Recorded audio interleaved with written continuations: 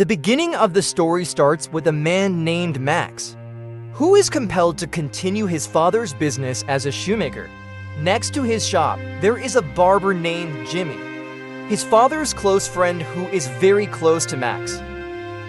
While the shop is still open, a woman named Carmen enters and introduces herself as an environmental activist, fighting against greedy developers who want to take over this area. Carmen explains that a major developer is planning to build a shopping center that will force several small business owners in the block to sell their properties. Therefore, Carmen gathers petitions from all property owners in the area to urge the government to stop the development plan. However, Max is not very interested in Carmen's goal and quickly signs the petition to get Carmen to leave. The next day, a man named Ludlow enters the shop and rudely asks Max to shine his shoes.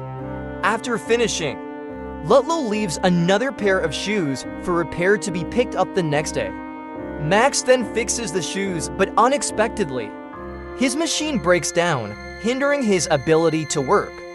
He tries to contact the repairman, but unfortunately, the repairman cannot come that day. Therefore, Max is forced to use his father's legacy shoe machine stored in the warehouse, and immediately fixes the shoes with it. After finishing the repair, he goes back upstairs and casually tries on the expensive shoes, which surprisingly fit him perfectly. As his foot slipped into the shoe, he was shocked to find himself transformed into Ludlow and immediately took off the shoe. Unexpectedly, Max returned to his original form and tried another pair of shoes from the closet to check the strangeness. However, there was no change in his appearance as he expected, and he began to suspect that his old shoe sewing machine caused the transformation.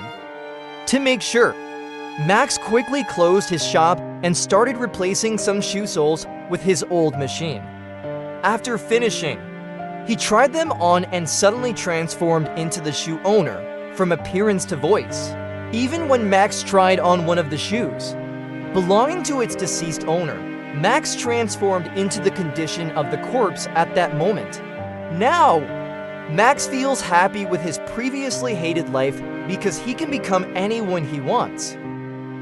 That evening, after returning from work, Max found his mother still awake. They had a conversation. His mother expressed her desire to meet her husband, Max's father, and have dinner together.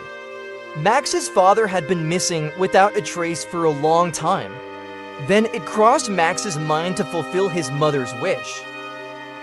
The next morning, while Max was working, a beautiful woman named Taurine came and asked to fix her boyfriend's shoes, Emiliano.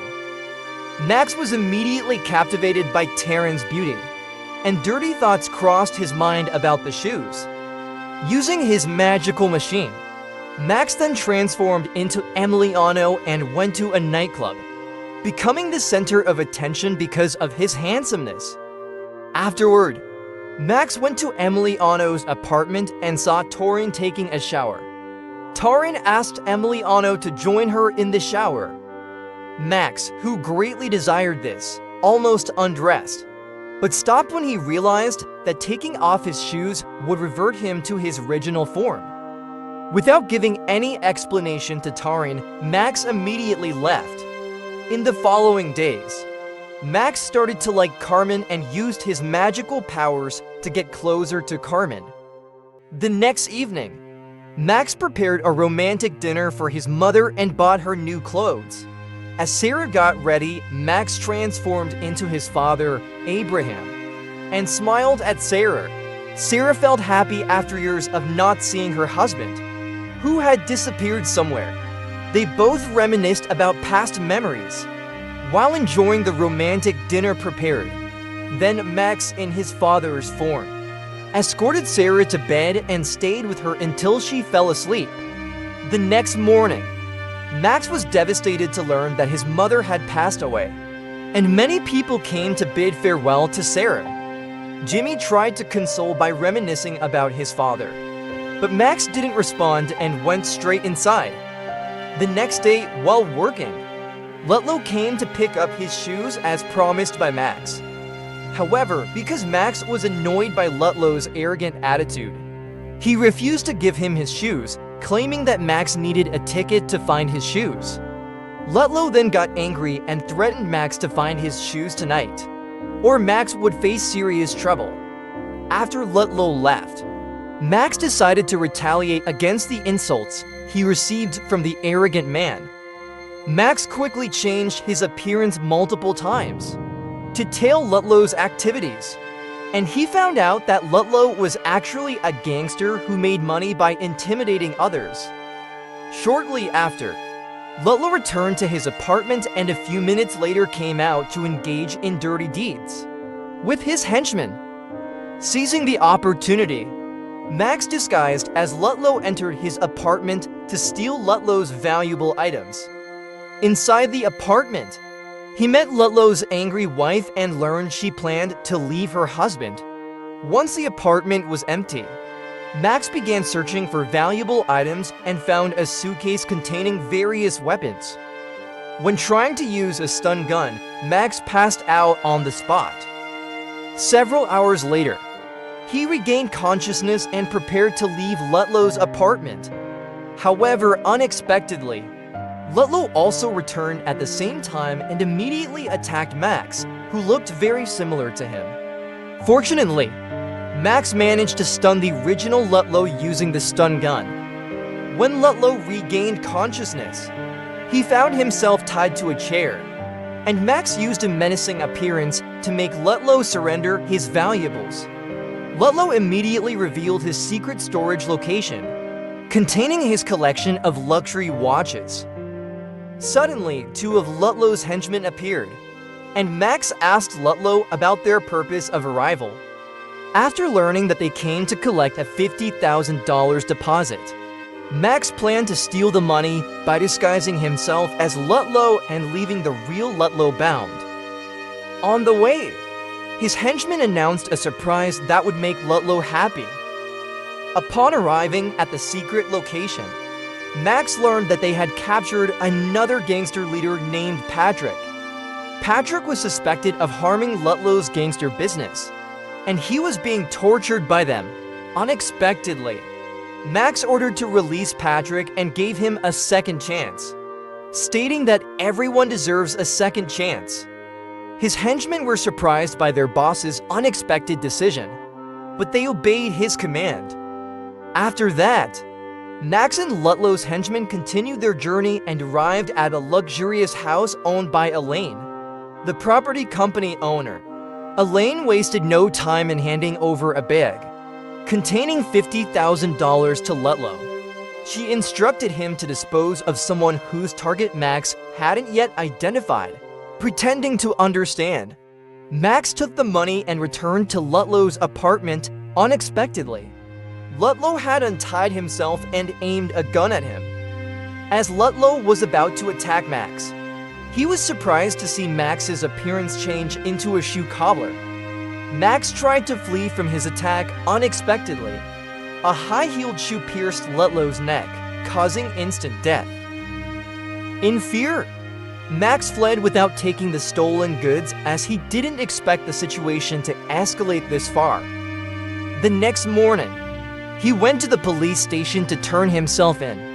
After giving his statement, the police found no suspicious evidence in Lutlow's apartment and suspected Max of lying. Despite Max's attempts to convince them, the police left him without believing him.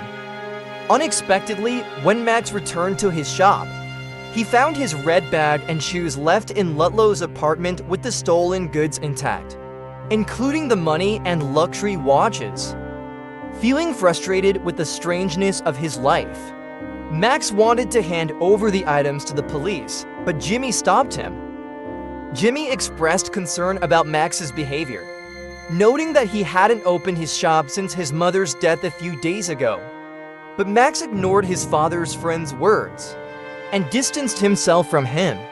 A few hours later, Max disguised himself as a drag queen and went to Elaine's house, claiming that Lutlow had refused yesterday's mission and returned her money. Feeling betrayed by Ludlow, Elaine ordered her guards to kill the drag queen. Realizing the situation, Max overheard a conversation between Elaine's two guards that she planned to burn an apartment building with its occupants, who refused to sell their apartments. Not only that, they also planned to execute the drag queen in a secluded place.